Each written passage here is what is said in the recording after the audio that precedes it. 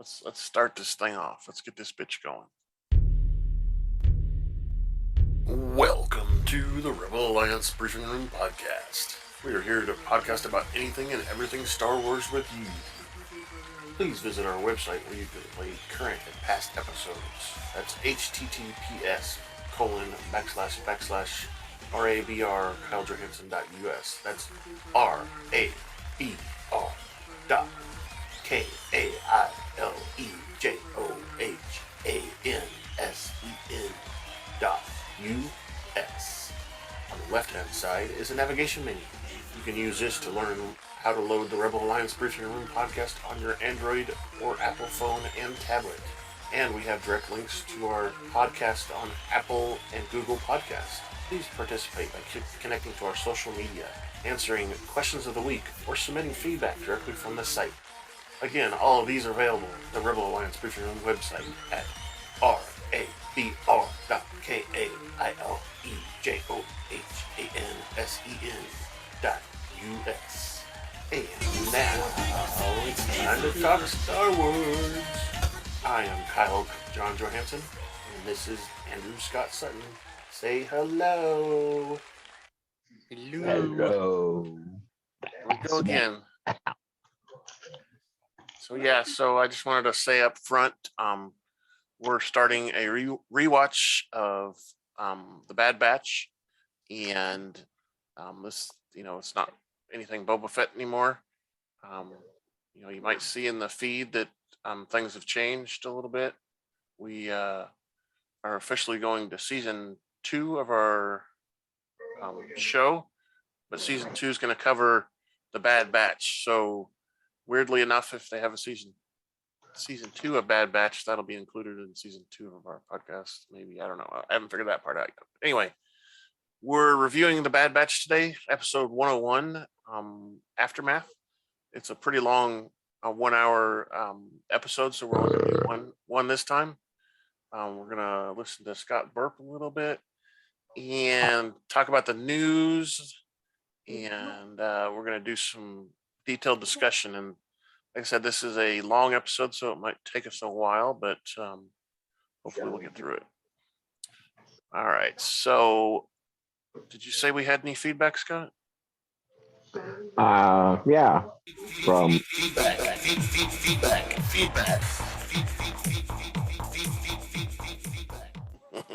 There you go. Oh, wow. Yeah, said entity from where I work. It says he loves our content. So does Sergeant where I work.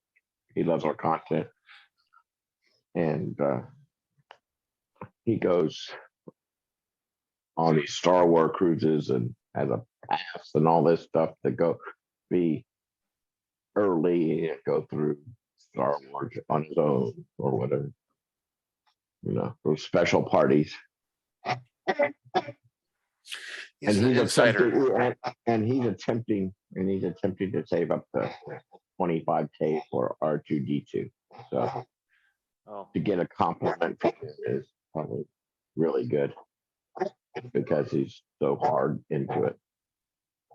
Yeah, that's okay.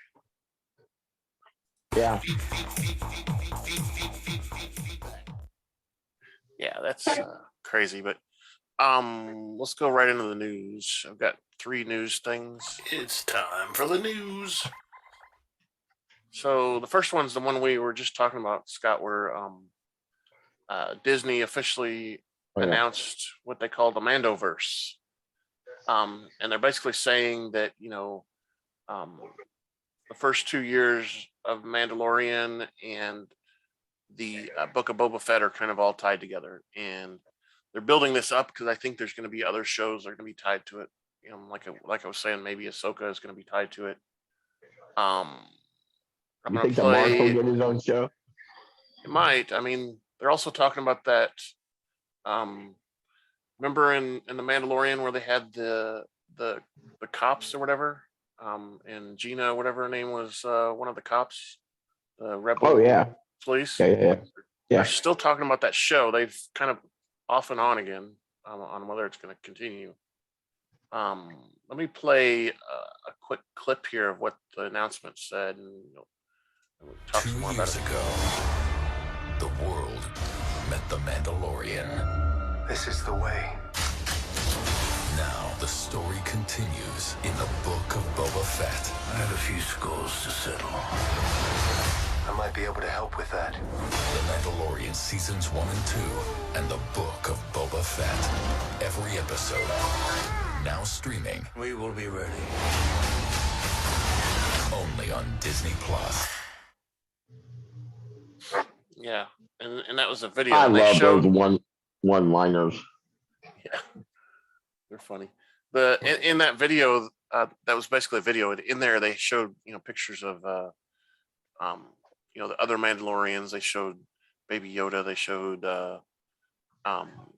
Cobb Vane, like you were talking about. They showed him, and they were just quick flashes on the screen, kind of thing, So anyway, I just thought that was interesting because I think that's their main focus. I would say is the Mando-Verse. There's gonna be some other shows, like we know Kenobi's not going to be tied in because it's in a different timeline completely. So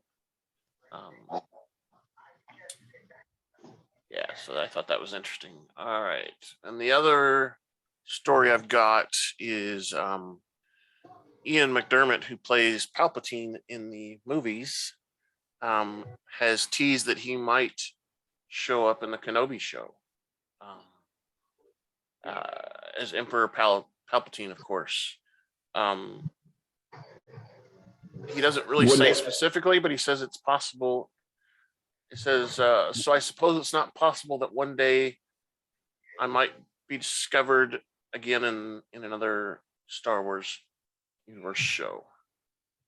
It would be prudent. I mean,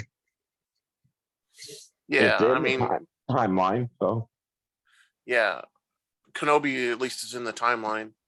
The Andor show, which has already gotten a season 2, hasn't even published the first season yet, and we've already got a season 2 started. He could be in there too because that's during somewhat the same timeline too. But everybody thinks it's going to be in the Kenobi show, which starts on the 25th of May, as we know. The last story I've got is about the Bad Batch that we're going to review, and they're talking about how basically the show is better than most people are putting it out to be.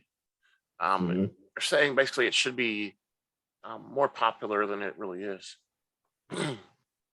Because it starts, we'll find out here when we go and review it, but it starts right before Order 66 and continues on, and we learn about that time after Order 66 quite a bit, and with our gang of misfit clones, if you want to call them that.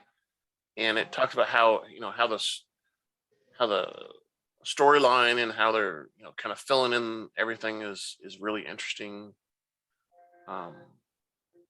When we get introduced to Omega, which we had no idea existed until this show. Yeah. And I think that's interesting because Omega is basically the same age as Boba Fett at that time. Maybe I'm not sure 100% right now what her age is, but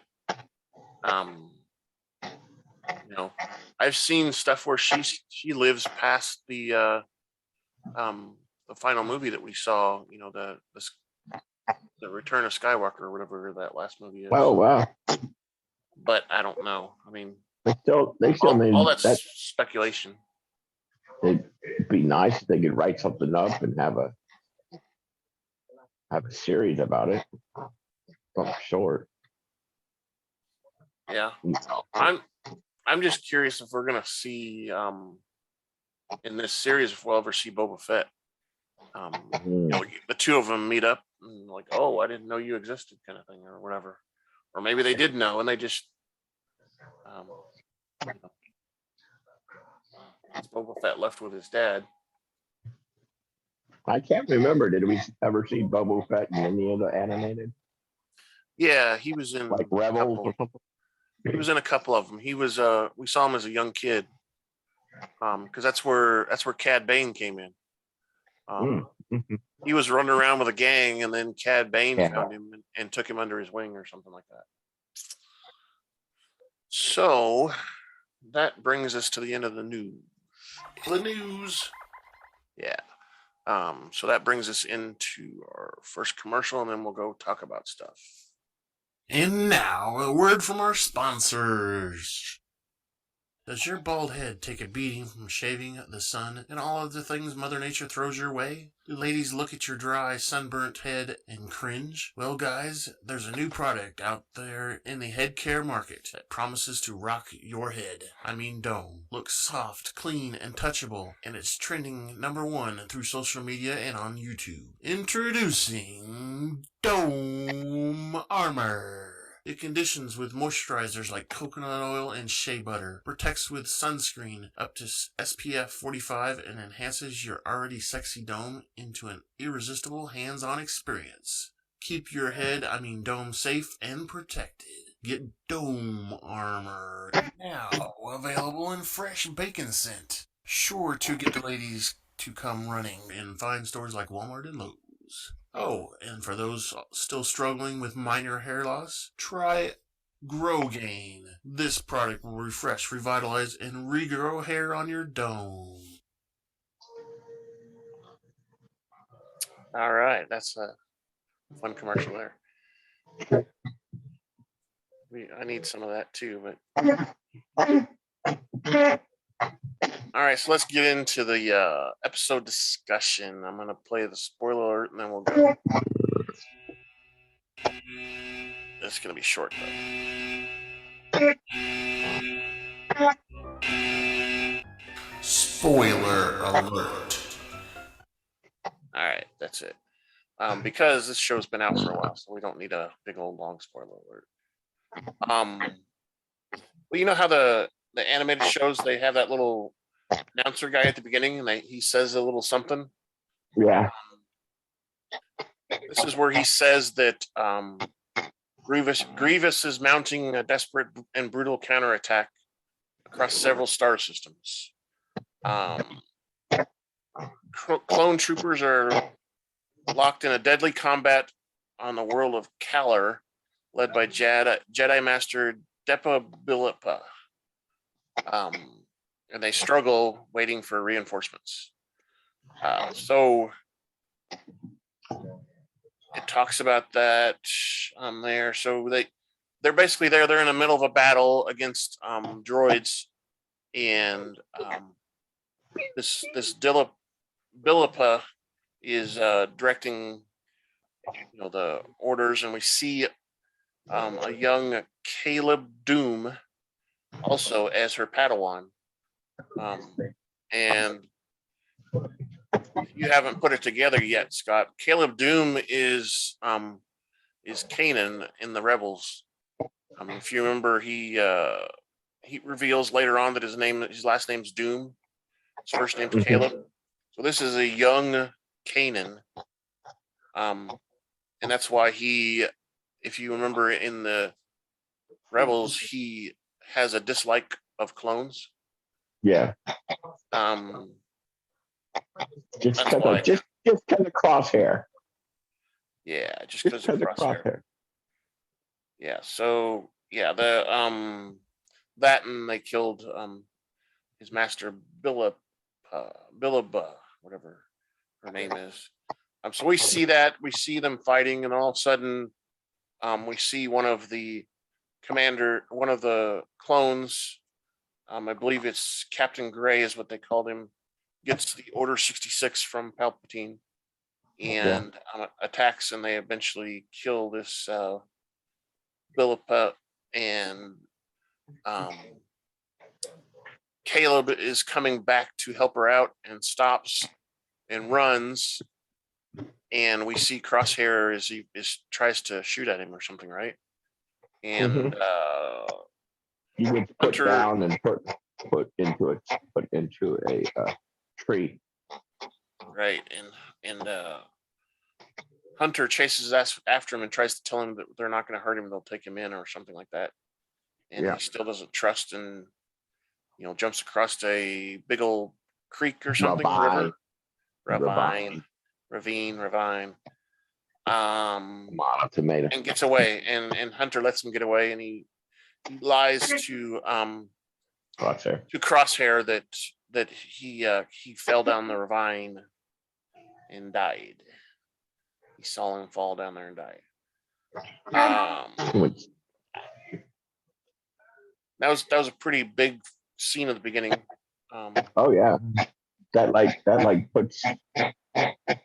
puts everything in motion of how Crosshair is going to, But yeah, Crosshair keeps questioning him and everything. You think him hitting the tree with his head did some of that to where he always followed orders to the T, or was he always like that? I think it was always like that. I think you got to think of Crosshair. He's a sniper, right? And snipers are taught that way because they're basically taught once they've been given the kill order, they aren't supposed to listen to anything else, kind of thing. And, they're supposed to think of it as an order and not not a person they're killing, kind of stuff like that. Yeah. So I think it's kind of that towards his personality and how he's been, brainwashed or whatever you want to call it.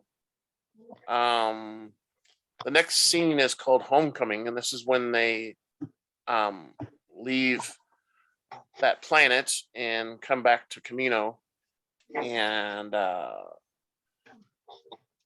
talking about how many missions how long they were gone. They say it's 205 standard cycles of the galactic calendar, which basically is days. You have one of those galactic calendars on your wall? And no. I mean, they if you look it up, they basically describe it as the same thing as our calendar. There's just not, the months. I'm just aren't getting the same. Christmas gift ideas. The months aren't the same. Okay. Crosshair asks him again about the Padawan being killed.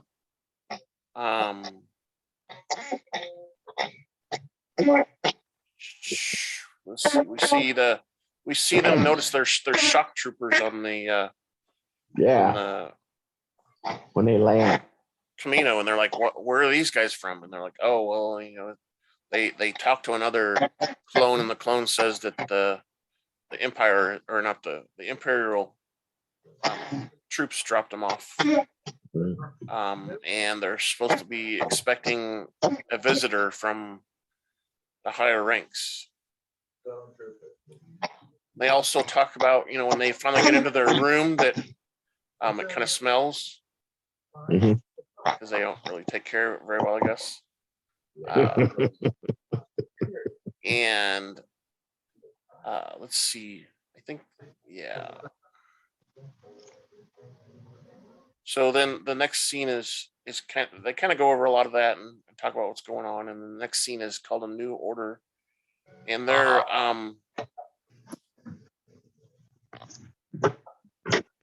walking down the hall, it looks like, and they're talking about the remaining Jedi being hunted down, because they had no idea what was going on and stuff. And Omega pops into the conversation. Yeah, Omega pops up and says, "Hi guys." And they're like, "Who the heck are you, little girl?" Yeah. So she disappears quickly too, because one of the I don't know what her name is. Camoians, or whatever you want to call them, calls her off. Let's see, it doesn't say in here who. Yeah, it's called Nala Se. Yeah. She's the lab person. She says we have to go back to the lab, and so she disappears almost as quickly as she shows up. And we later see another scene called Imperial Tidings. We see a shuttle flanked by 2 V-Wings land, and that's when Admiral and Governor Wilhoff Tarkin arrives. And we I know got him. something to say about his pants. Yeah. Is We, it me or is the Empire? Well, this is heavily discussed throughout Star Wars. Isn't the Empire considered the Nazis? In a way, yes. I mean, they're not as bad until we see them in the final trilogy. When we see that scene where they're all, cheering and whatever, it looks like almost like a Hitler moment there. The guy's up on top. What's his name? Anyway, yeah, they're kind of like that way. They don't portray him as heavily as they do in the final series, I guess. The First Order is really where they become heavy-handed. Just the name, the First Order. Just the name, the First Order. Yeah, exactly. That's as close as the Third Reich that you can get. Pretty close. And the First Order kind of, we don't get the First Order now. We get the Empire and stuff like that first, and then they get defeated in the Return of the Jedi movie, right? And then and so on. So, all right. So Tarkin comes in. Lots of things. The Prime Minister Lama Su is surprised at the news that Palpatine has supported their cloning advancements in the past and is no longer going to continue production, or I guess is what you could say. And Tarkin reminds Lama Su that all their previous contracts were with the Empire, and now the Republic. They've changed names. We're the Republic, and now they've changed to the Empire, and such. Republic no longer exists, and so all those contracts are canceled. Empire is going to end production of clones, and they're taking some clones to use for their own uses in the meantime. Or was it said that they're going to have them alter them? Maybe the colonial, and they don't want to do it because they have a pure product or something. That's true. There's part of it, and that's hinted very heavily, and I think that's kind of what we see hinted in The Mandalorian too. In The Mandalorian is where we see a lot more of advancement, sort of, in the cloning stuff. They don't really show it, but that one doctor guy that's there is one of the clone people. Not from Camino, but he's a expert that the Empire has. Anyway, blah blah blah, and they talk about the skill and accuracy, and like you said, how pure they are, and that they don't want to reduce the purity. And the next scene is a fun one. The next scene is we see the Bad Batch in the cafeteria sitting down to eat. Damn, junior high kids. Omega shows up and sits at their table, and they're like, "Are you sure you want to be here? You sure you want to sit with us?" Yeah, Hunter, huh? Yeah, and she's like, "Yeah, I picked you guys on purpose. I want to be with you guys." I'm watching it, but now I forget the big guy's name. Wrecker. What's the big? Huh? Wrecker. Wrecker. Yeah. Okay. Yeah.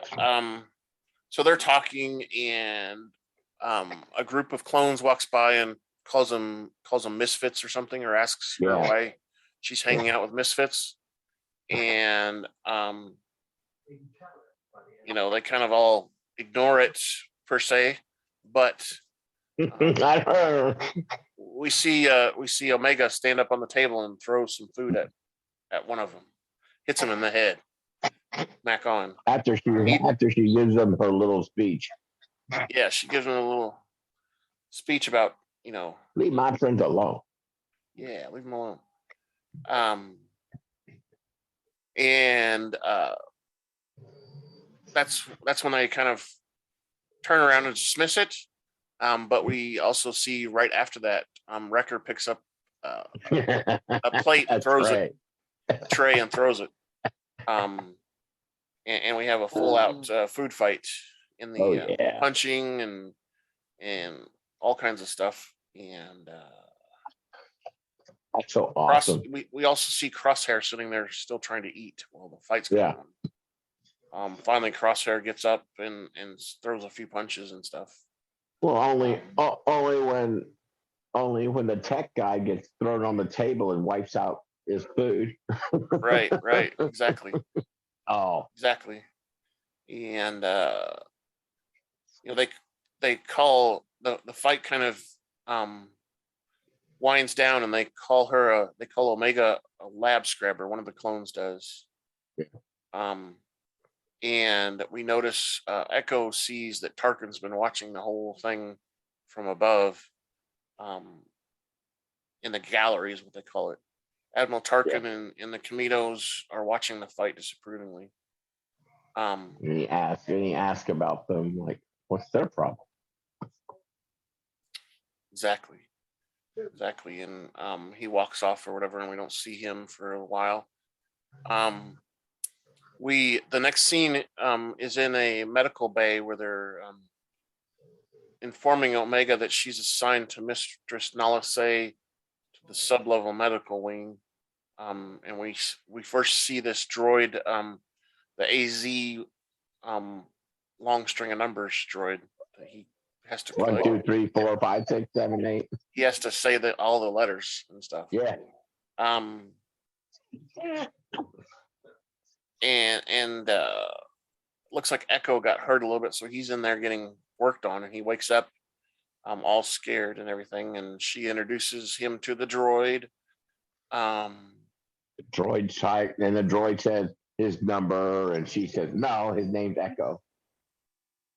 Yeah, he says CT 1409, and he says no, his name's Echo. And they're having a little talk about what's going on and whatever. And they talk about how they're not defective. They're deviant clones. Genetically deviant is what they called it there. And yeah, that's where it says Tech says they're more deviant than defective. And the Echo is concerned about Tarkin because Echo, we find out Echo is not really the same as the rest of them. He was actually in a battle and was almost killed, and most of his body parts were replaced with droid parts. So he's more droid than he is clone. And that's why he's not a fan of Tarkin, because that battle he was in was led by Tarkin, apparently. And then Hunter tells everyone that they've been summoned by the Prime Minister, Lama Su. And Wrecker kind of assumes that they're getting in trouble for their fight in the cafeteria. And we go to the next scene where they're going to the principal's office. And Omega looks sad. And Hunter, this is the scene where we see Hunter tell her to keep her distance from them because they're bad news.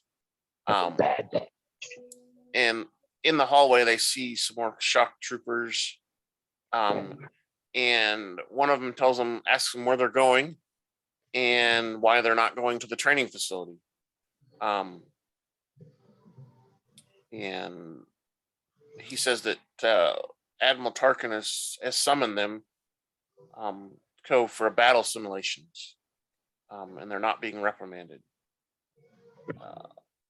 And they kind of escort them to this battle simulation room, which we've seen this before. I think we saw some of it in Rebels, but we've seen it. We've seen it before. This little simulation room. Shock troopers respond they're going to be tested, and Wrecker wonders if they're not in trouble. The Empire must not be as bad as they've been let out to be. They start the battle simulation, and squad assumes their positions, blah blah blah, and the Kaminoans kind of comment that these guys don't do conventional tactics. They kind of make up stuff as they go, kind of thing. And they first off, they kind of come up with a plan to defeat the simulation by killing the towers first, and then going through and getting the droids and everything. We see Wrecker get frustrated with waiting, and he goes and runs in and kills runs and charges at some of the droids and such. And Tarkin notices that they're improvising, adapting, overcoming. Exactly. He notices that, and he also notices that they pretty much defeated everything. He says, "Okay, let's run the simulation again with live this time, but this time we're going to do live rounds." And they don't notice right away, but they notice once Wrecker gets shot. He's like, those are live rounds. They're not training rounds anymore. So they know that they've upped the ante a little bit. And it looks like some of the droids and stuff that appear during this live round session are a little different, stronger maybe. They're a little bit more stout. Right. And they realize their training blasters are not really going to help them out very much. They work, but they don't work very well.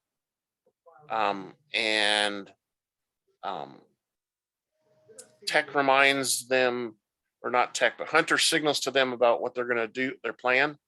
And, we see Wrecker saying, "Oh, I hate those hand signals because I can never remember them."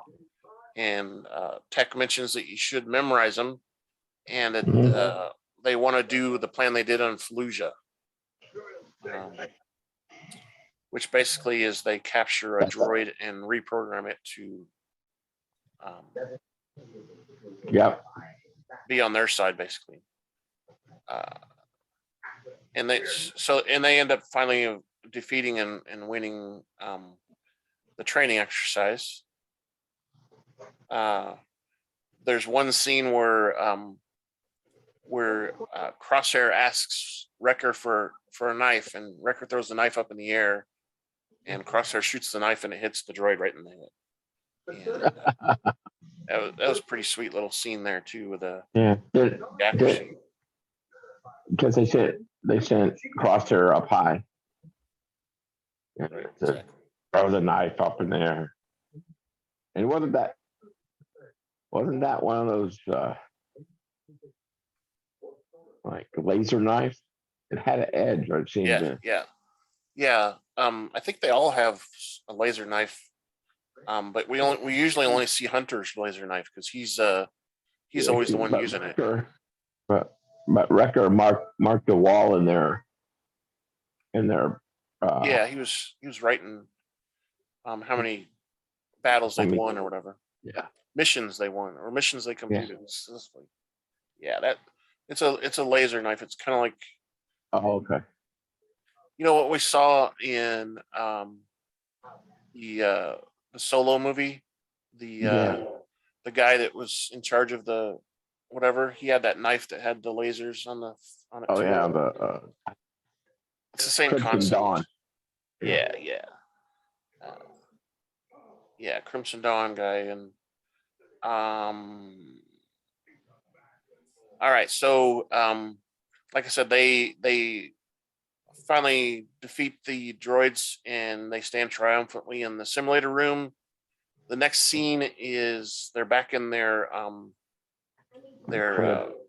crib, yeah, let's say, and they're talking and stuff, and Tarkin pops up and has a discussion with them about how good they were and how he was impressed, but he wants to test their loyalty. Yeah. And he says, As a mission. we've got a mission for you that I want you to go on. He wants him to what does he call it? Insurgents, who are enemies of the Empire. He wants them to eliminate them. And Clone Force 99 and barracks, blah blah. Tarkin Crosshair says the fundamental difference between the dummy droids, blah blah. Let's see, shock troopers. All right, and they the insurgents are on a planet called Onderon, or in the Onderon sector, and they must be dealt with. Echo asks about the insurgents, but they aren't given very much more information. Tarkin claims that they're aligned with the separatist forces. Tarkin promises to give them a favorable report if they come back with a successful mission. And then we move to the scene where they're in the hangar loading up their Marauder ship to take off to I don't think he gave him an alternative. No, they had to take the mission. Or take the mission. Failed. He didn't give them what would happen if they fail. No, I don't think he gave him anything, but I think we're supposed to lineup assume, get destroyed. Yeah, we're supposed to assume that because we already know that they're going to end production of clone troopers. And they're destroying some of them already from what we've seen.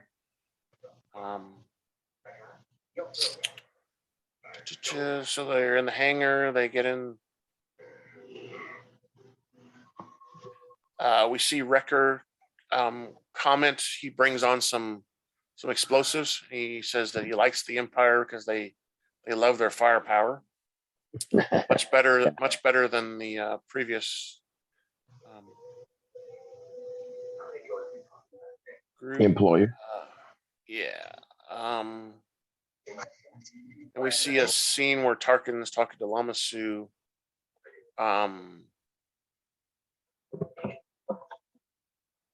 She tells Omega that Tarkin doesn't like the clones, and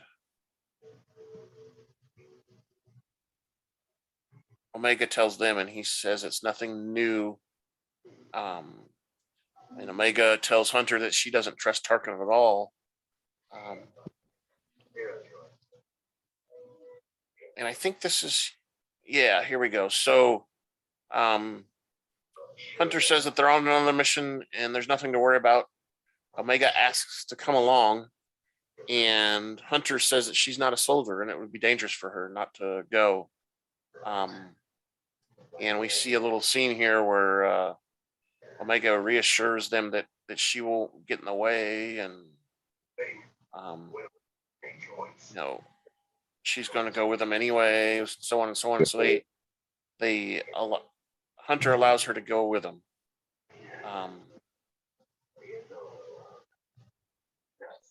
Right.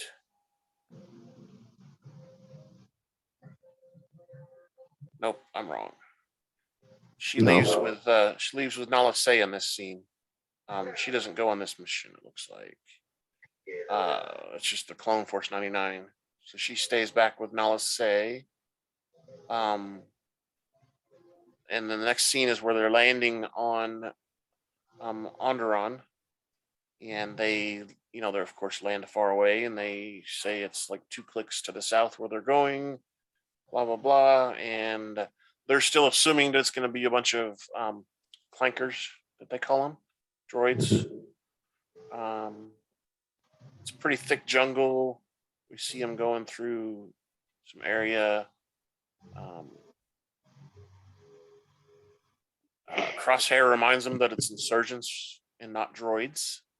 And they're overlooking the camp, and they're looking in binoculars, and they happen to notice that there's They're human. women and children. Yeah. And Wrecker asks if they're not killing droids, then who are they attacking? And Crosshair insists on continuing with the mission, but Hunter tells him, they're not alone, and tells them to stand down. And they see that they're surrounded by these insurgents. Yeah. They just pop out of nowhere. Yeah. And, they take them back to their camp. The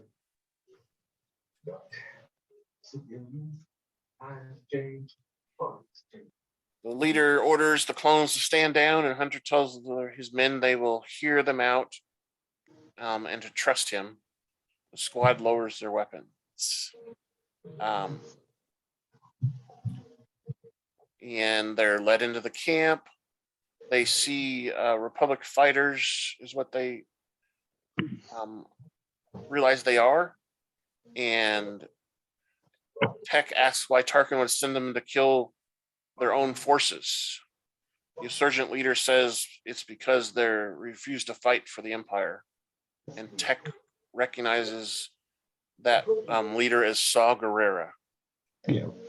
which we know is a very influential and somewhat crazy in some movies person for the there. And they comment that Saw Gerrera was trained by Captain Rex and Anakin Skywalker to fight for the Republic. So, and we saw that stuff in the Clone Wars. We saw where they were training them, and we saw Saw Gerrera and everything at the beginning, at the end too, in Clone Wars. So I remember that part.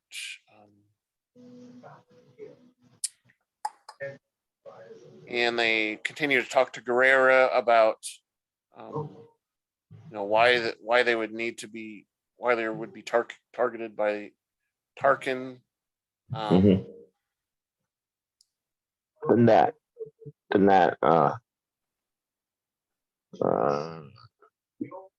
spy drone pops its head up. Yep, and that's after he gives the gun back to Hunter.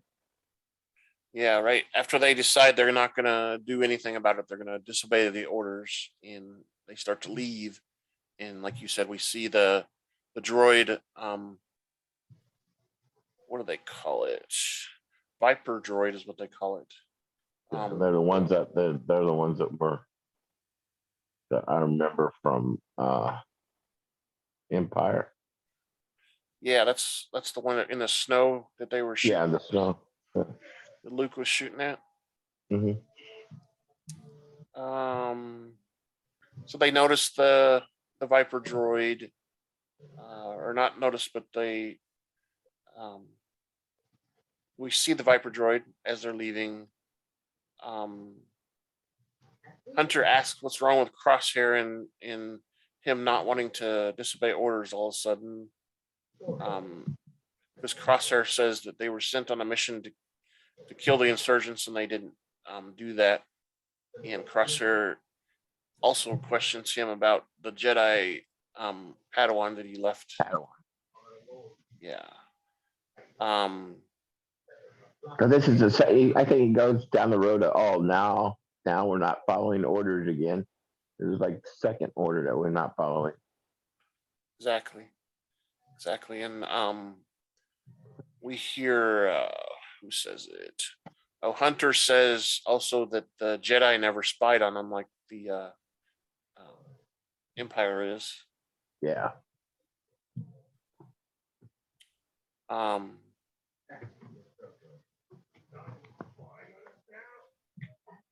and Hunter all of a sudden realizes that Omega had been trying to warn them about Tarkin from the beginning.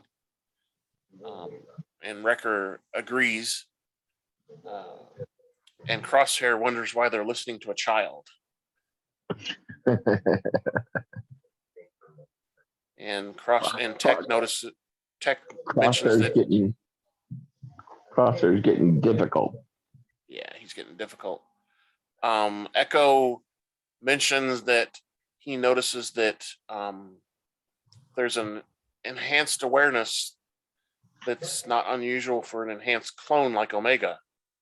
And Wrecker agrees, and they talk about how, wait a minute, she's a clone. And Tech says that Omega is the 5th clone, and he analyzed her DNA while they were in the infirmary. And Wrecker's upset that he didn't mention that before. Okay, what? The 5th? The 5th. Because you remember a while back when they were in the training simulation that Namaste said they had 5 defective clones. Mm-hmm. We always assume that it's the 5 that we see, but if you remember, like I said, Crosshair's not really defective because no, that's not the one. It's the guy. It's Echo. He's the one that was blown up in a battle, and then they replaced him with droid parts. So he's not defective. He's just been that's right. modified so much. And so we find out that he's not really a clone, defective clone. He's more of a whatever. And Omega is the 5th one that Namaste was talking about. Where are we at? Mission to Onderon. Yeah, defying orders. All right, so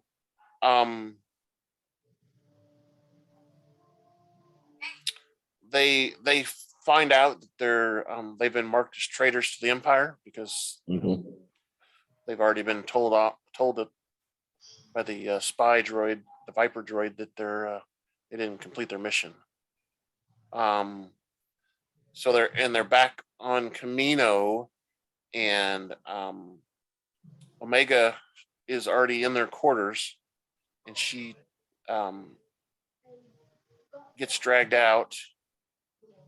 But along with the other droid gets shot. The AZ droid gets shot. Yeah, yes. And they've been looking around in the room too, and she finds the little doll that Wrecker supposedly has. And they see that guards are packing up their stuff and taking it somewhere.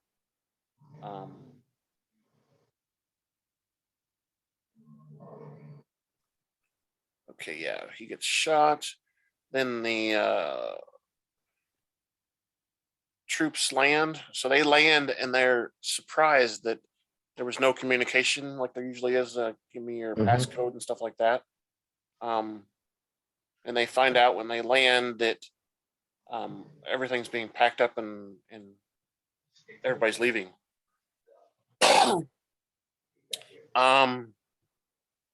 And Hunter tells the clones to split up and find Omega, because their mission now is to get Omega off the planet. Yeah. To get her safety before what's his name finds out. Yeah. And they apparently not long after that get captured. and put into a cell by these shock troopers. And Tarkin arrives and talks to him and says, "The Empire does not tolerate failure." Hunter tries to explain that there were complications, and Tarkin responds that the Viper droid, probe droid, gave him a very thorough report, and he knows everything, and he accuses them of conspiring with Saw Gerrera, a traitor to the Empire. And we see them get thrown in the cell, and Omega's in the cell with them. She was already there or something. And she was surprised that they came back, apparently, is what she says.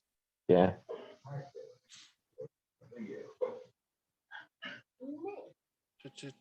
What else? Crosshair blames them for being in the cell because of his disobeying orders.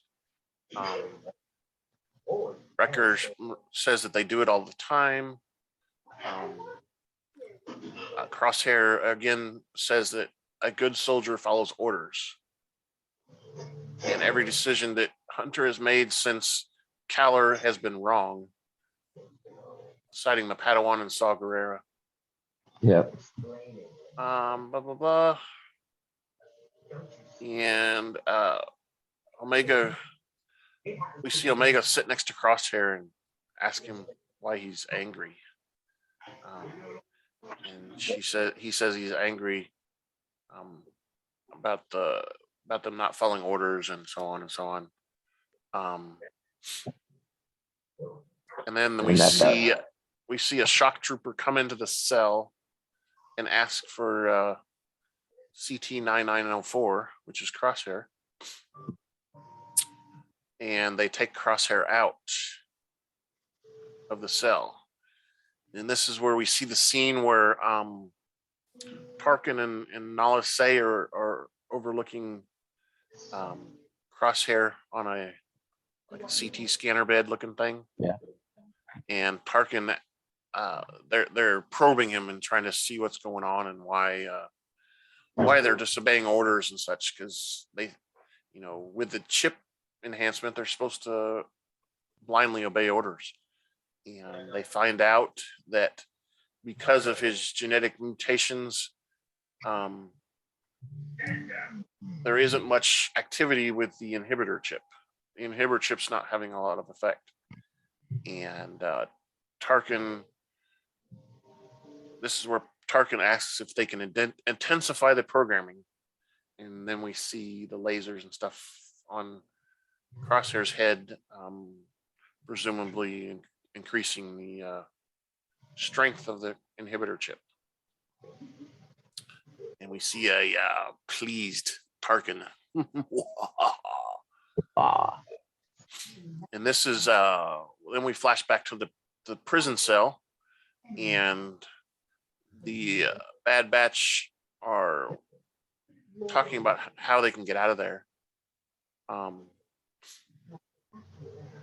Wrecker realizes he can't punch his way out. Until Tech explains that maybe he can. There's a good spot here that looks like you could punch and it would pop the wall or something like that. So they kind of form a line, and you see a couple scenes where Wrecker hits or bangs against the wall. The guards don't really notice it because they think it's something else because they're all standing there. And they do finally, after 3 or 4 blasts, they do finally bend the wall a little bit so they can pull off the plating. And Omega volunteers to sneak out.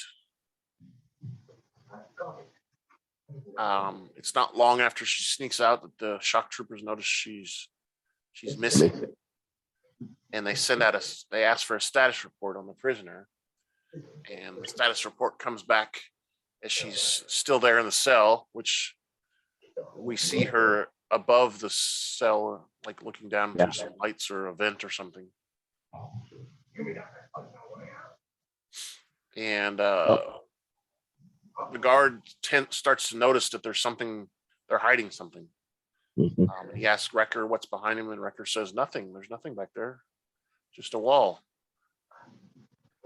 And blah blah blah. And then they keep on pressing about what they're hiding, and Omega falls down from above on top of the shock troopers and knocks a couple of them down. And Hunter says, "Hey, lower the shield from the cell." And she does, but gets grabbed by the guards. Yeah. Wrecker comes out and takes care of the guards. Tech does as well.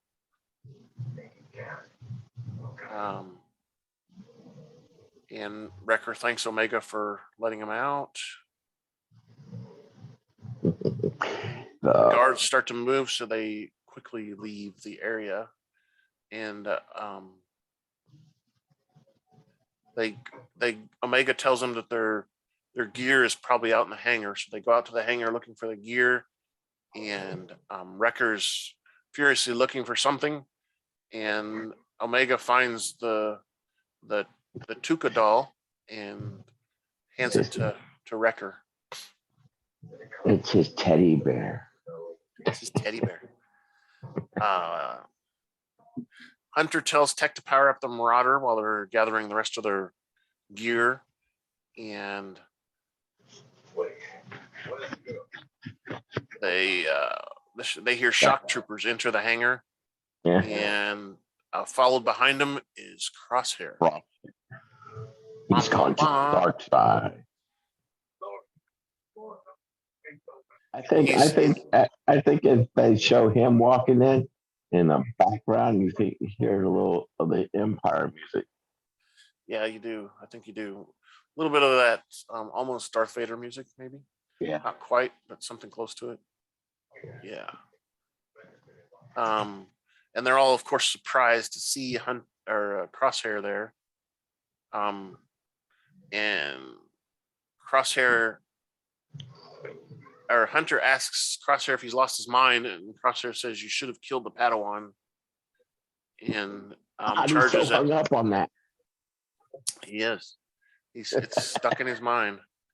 And Crosshair mentions that they should see the big picture. Surrender. Yeah. Demands them to surrender, like you said. So they end up having a gunfight. Pew, pew, pew. Pew pew. Pew, pew. Omega picks up a gun and they're fighting along, and they're almost ready to get onto the ship, and we see Crosshair has narrowed down the group and is getting ready to shoot at them. And like you said, Omega finds a gun and picks it up and shoots Crosshair's gun, basically, I think, and shoots it out of his hand. And everybody's surprised.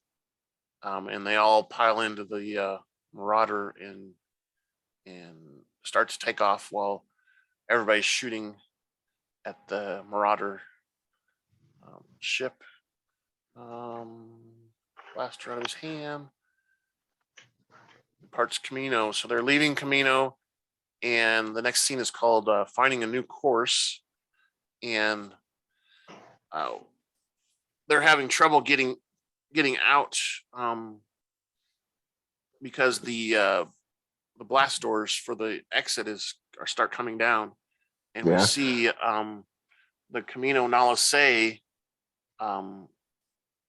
turn the door off so it doesn't go down; it goes back up. Yeah. On her data pad thing, or whatever you want to call it, her iPad. And because she wants Omega to get away. She wants Omega to be safe. Yeah, I think so, and at least get away. Also, maybe because she thinks that the Bad Batch will protect her, which I'm sure they will. And we see them going through. They all escape. The ship takes off. Hunter and Echo work on the wounded Wrecker, which had been shot a little bit. And Omega cheers a Wrecker up with the doll. And this is where we see kind of Wrecker is talking, whatever, and every time he moves his arm, he winces or whatever. Hurting. Yeah, he's got a injury there. It's a boo-boo. And we see Omega walk up to the cockpit and gaze out the window. And Hunter asks her if this is the first time she's been in space, and she says it's the first time she's been anywhere. She's been anywhere. Anywhere. Anywhere. And Hunter says that she's impressed with her marksmanship skills and asks where she learned those skills. And Omega, here we get the admission that she's never fired a weapon before and believes she was lucky. Mm-hmm. We hear Tech and Wrecker agree that she was lucky. All the squad ends up being in the cockpit, and Hunter kind of does gives them a plan for kind of laying low, since they all know that they're enemies now of the Empire. And Omega asks them if they have any friends that could help them out. And Tech mentions that that's a short list, because they always make enemies wherever they go, it seems like. And then Hunter orders them to plot a course to J19. And Hunter responds that he knows a guy there. Right there. Yeah. An old friend. He knows a guy. Knows a guy. And Hunter tells Omega to strap in before they jump to hyperspace.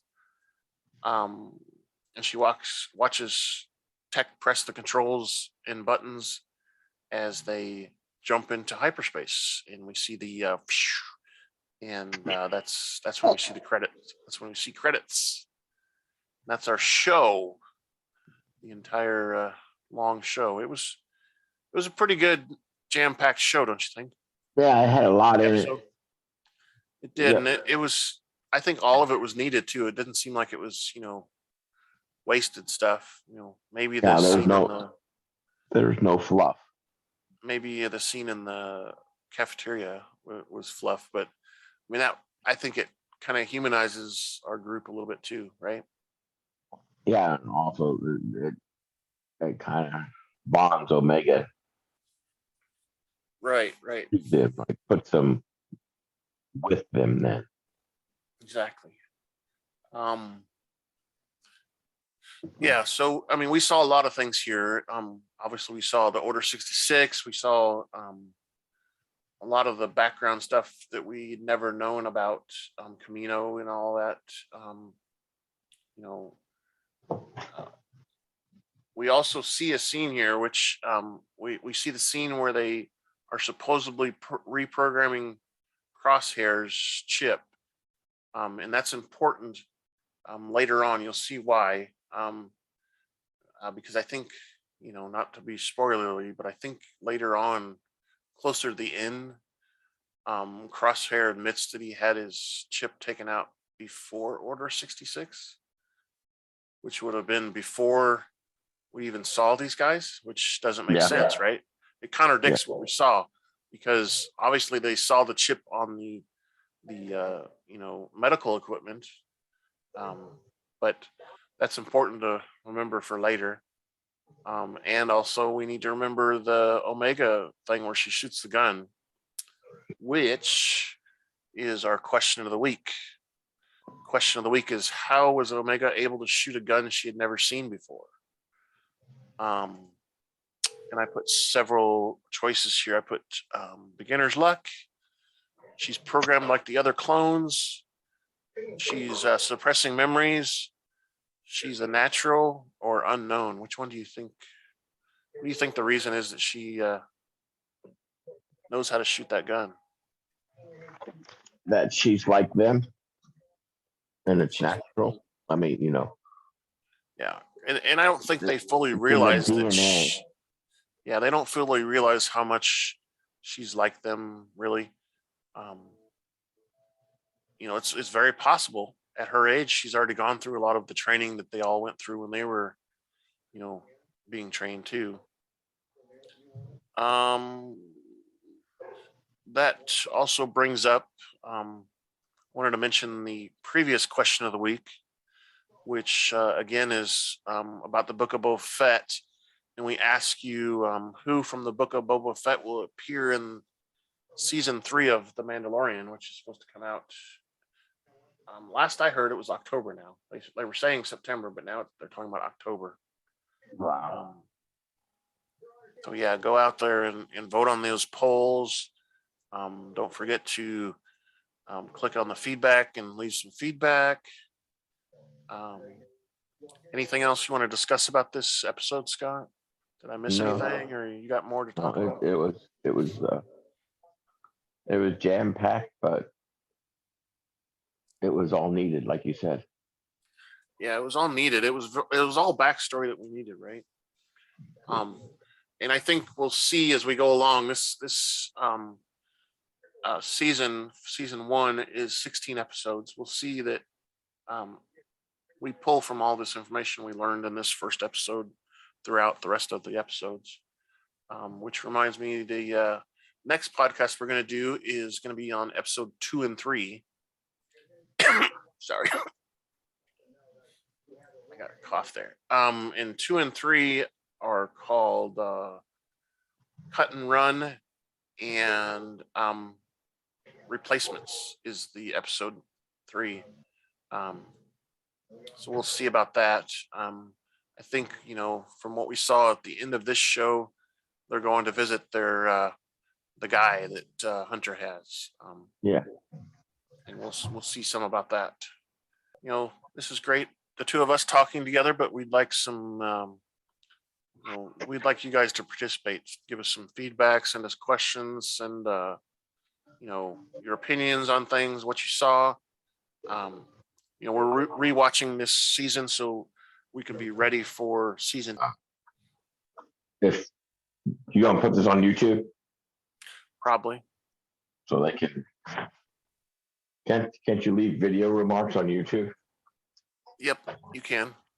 There's comments on YouTube too, and we'll look at all the places. I have the feedback on the website, but you can put comments on YouTube. You can put comments all kinds of places. I think even when you take the polls have a spot where you can put comments too, besides what you select. So anywhere you want to put comments, we'll read them. We encourage it because we get tired of hearing ourselves talk. So we want to hear some of you guys talk back to us. Yeah, I mean, God, your voice just drones me to sleep. Well, whatever. Should we run the outro? Yeah. Thank you for listening to the Rebel Alliance Briefing Room podcast. Please visit our website where you can play current and past episodes. That's https://RABR KyleJohansson.us. That's RABR.KyleJohansson.us. On the left-hand side is a navigation menu. You can use this to learn how to load the Rebel Alliance Briefing Room podcast on your Android or Apple phone and tablet. And we have direct links to our podcast on Apple and Google Podcasts. Please participate by connecting to our social media, answering questions of the week, or submitting feedback directly from the site. Again, all of these are available at the Rebel Alliance Briefing Room website at RABR.KyleJohansson.us. This podcast in no way is approved, sponsored, or owned by Lucasfilms Ltd., Disney, Disney Plus, or any of its subsidiaries. All opinions are solely owned by Kyle and or Scott, and in no way express the views or opinions of their past or present employers. Views and opinions are not supported or restricted by Lucasfilms Ltd., Disney, Disney Plus, or any of its subsidiaries. Any rebroadcast, reproduction, or other use of this podcast and its affiliate sites without consent of Super Duper Podcast Network and its host is prohibited. I am Kyle John Hansen, and this is Andrew Scott Sutton. Say goodbye now. Bye now. Have a good week. Bye bye. Yeah, baby.